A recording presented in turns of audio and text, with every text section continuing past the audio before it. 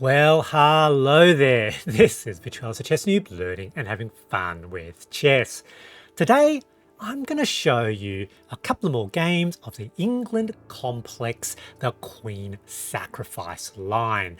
It's one of my favorite lines and I cover it in my book, Become a Chess Assassin and don't miss out on your copy in Amazon. Now, a lot of people will say that the Englund Gambit opening is losing, it's broken, because once you learn the refutation, it's dead. Now, I disagree because of this line. It's a line that I've previously described as the Rorschach, so the anti-hero from the graphic novel and the movie, The Watchmen. It's the Rorschach of romantic openings because of its uncompromising nature. Once we capture the initiative, we refuse to let it go. We don't allow white to play a civilized, decadent game of the Queen's Pawn opening. And so, of course, let's start. First game against random Noob. It's a game of unrated rapid, though we play it a little bit more like Blitz. They lead, Queen's Pawn opening, very civilized. But we are going to punch civilization in the face. We don't like it. We play e5. Now, if you look at Stockfish, it reckons it's immediately losing. Worse for us than +1 from turn 1. However, it's also very forcing because white can only gain that advantage, keep that advantage, if they accept. They must accept. If they don't accept, it's effectively an equal game already, but this already puts the brake, it just throws a spanner into the works against a lot of the, the Queen's Pawn opening type openings. For instance, if white wants to play the London game, sometimes said that you can play this against any response by black. Absolutely incorrect. If you try to play the London against the Englund Gambit, bang, black completely winning. So obviously, in this game, white tries to hold on to advantage. They play into the England. That's our territory. And those of you who know a little bit about the Englund Gambit, Englund Complex traps, here they defend, queen, defend a second time with the bishop, and now we've got the killer black queen of the Englund Complex, queen to b4, the absolute triple check. Now in this position, white must find 3 consecutive moves to refute this opening. Now, at the beginning level, white will often not find these 3 moves, and black is laughing. We have often an absolutely massive critical hit on white. However, once you get towards sort of early intermediate or even sort of late beginner, white will often know the refutation or they can find it. So in this game, they know the refutation and they play it very quickly. The bishop, we take the b pawn. The knight, critical move. Any other move here, black is winning. We play the bishop, and the third move of the refutation is the rook attacking the queen, and it looks like here that the only move left for the queen is queen to a3. That is indeed the most accurate move according to the engine. However, in this position, if we play that, we lose the initiative. And so I love the Queen Sacrifice line here. Just like Rorschach, we never compromise. Never compromise. Not even in the face of Armageddon. Even if we must sacrifice the queen. Queen takes the knight. Absolutely fantastic move. And the interesting thing is, at very high depth Stockfish analysis, this queen sacrifice is only marginally worse than queen a3. It's a really interesting discovery if you do a very, very deep analysis with Stockfish, up to depth 50 and beyond. Here, the line is force for white. They must capture, or we capture with check, and unless they want to lose their queen, the knight must block the check. In this position, we can take their e-pawn with 1 of 2 pieces. I usually play the knight because I want to maintain the pin with the queen. And here, we are basically saying to white, We've still got the initiative. None of you seem to understand. I'm not locked in here with you. You're locked in here with me. Here, our target is this pinned knight. That's our immediate target, and if we're allowed to do a double attack because it's only defended by the queen and the king, we can potentially regain, just win material. So here, this is the best move for white, but it places their rook in a somewhat awkward sort of position. I move the bishop back, maintaining that pin. Very, very normal move here. They probably saw this. Now this, of course, avoids that, pressure on the pin piece. So what are we going to do? We develop our other knight. Very natural square. Again, the same idea. Our target is e4, and then trying to put pressure on that pinned piece. All right. Now here, white probably thought they had a bit of time looking at, castling their king to safety. One of the things for white is that because they've won the queen, they might think that they can play in a luxurious way, in a decadent way, thinking, I can lose that pawn, I can give up that pawn, let's get my king to safety. That is a mistake. We take, and now we're putting pressure on that pin piece. Notice once again, only defended by the queen. They short castle, perhaps misunderstanding the position. Bang, we take, and now that chains to our fork of both their rooks. You can see we're almost back to equality. They move a rook. That's a blunder. You can see black completely winning now. We take one rook with another discovered attack on the other. Captures, and bang. Let's have a look at what's happened at the beginning of turn 16. They've got two pieces left, queen and the bishop, but I have 4. 1, 2, 3, 4, the rook pair and a knight and a bishop. They've got this massive hole here of their pawns, 5 pawns left to my 7. Notice that my d pawn on d7 is already a passed pawn. This is a completely winning position for black, as you can see. Now white decides to play on a little bit. That's fine. I get my king to safety. They're trying to, have an attack on the knight. That's fine. I moved this way, and okay, makes sense. Open up the diagonal for my bishop. I move my knight here. Always look out for tactics. Centralize their queen. I guess they're looking for this. That potentially makes sense. That's fine. Push the f-pawn with an attack on the queen. They move the queen here with check. That's fine. I move the king out of the way. I think they were thinking that they didn't want potentially for there to be a check on their king. But notice the king and the queen is now on the same diagonal. Always look for these tactics. Oh no, is that hanging? They take. It's a blunder. Remember, that square is still defended by the knight, a royal fork, and in this position, white opted to resign. Now, as you can see, the tactic was to focus initially on that pinned knight on the d2 square. Now, I was probably stronger than my opponent in this game, so let's look at this second game. And the interesting thing with this game is that when I sort of analyze the game afterwards and had a look at my opponent is substantially stronger than me. So on Rapid, their peak ELO was 100 points higher than my peak ELO, so 1500 to 1400. When I do the analysis, the chess.com analytic engine say that white is on the basis of the moves, played more accurately, gave it again an ELO 100 points more. More than that, white throughout this entire game is winning, and yet I win. How did it happen? Let's go. So let's move to first move of the refutation, second move of the refutation, third move of the refutation. Are we going to play queen a3? I don't think so. Queen sacrifice line. Take, chomp, chomp. Knight back to d2. I take with my knight. And here let's keep going.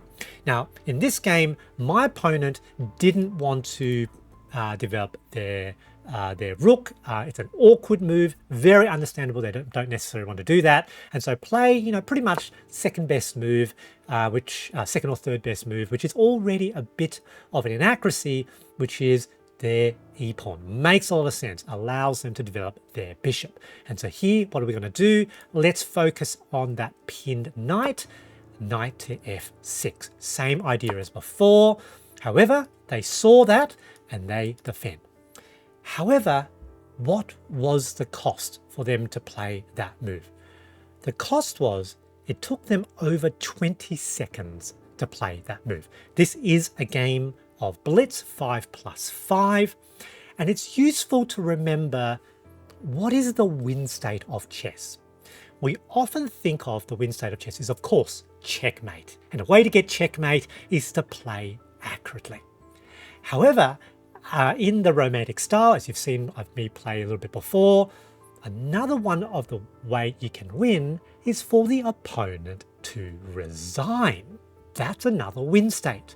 And the way you can achieve that is potentially by playing tricky openings, because if you get white to fall for one of these traps, emotional damage often leads to them to resign, even if they can play on.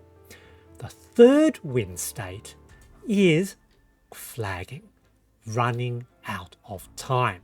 Humans are not computers, and one of the things to recognize as a point of insight is that some positions have asymmetries, that it's much easier to play for one person, so one color, versus the other.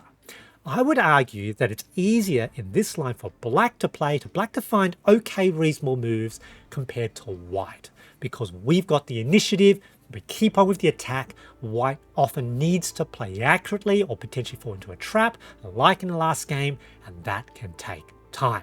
All right, that's a good move. So I decide to short castle, get my king to safety. Here they're looking to potentially castle as well. So what do? Pull the bishop back, prevent that castle.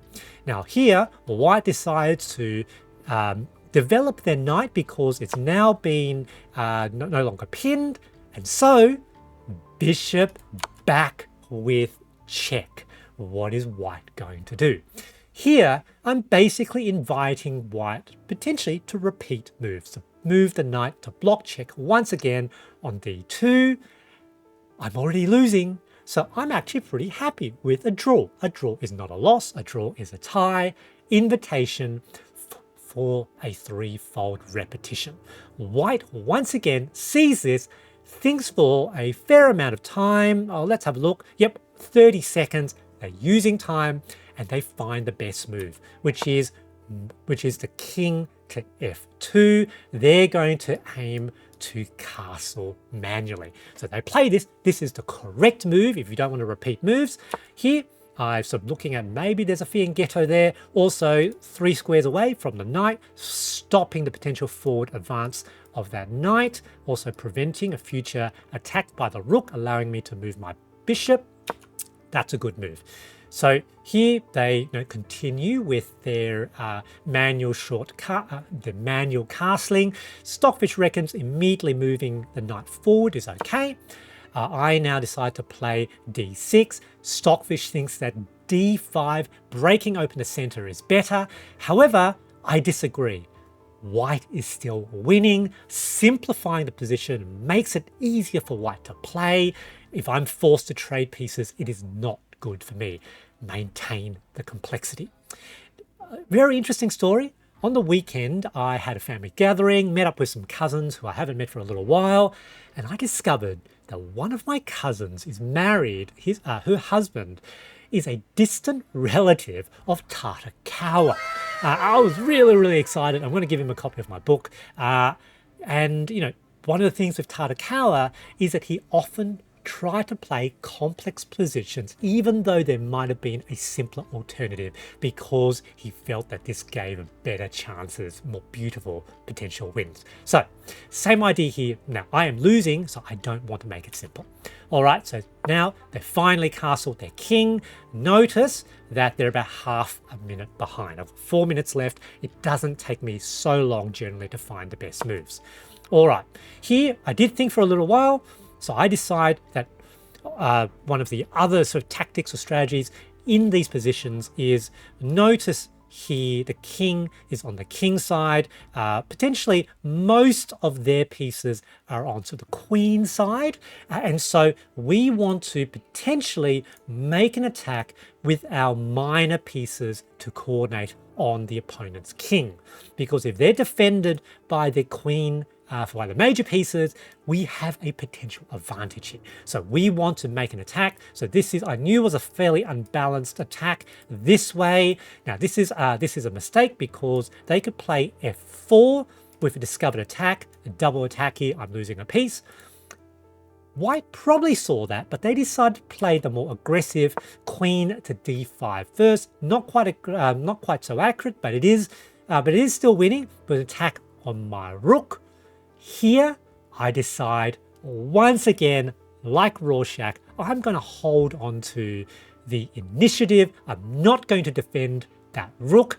I want to push on with the attack, even in in the face of Armageddon. So knight forward, jam that square, attack on the queen, telling them they have to take my rook because I thought from a tactical perspective it would be better for me to get rid of that light square bishop, kind of like a key here.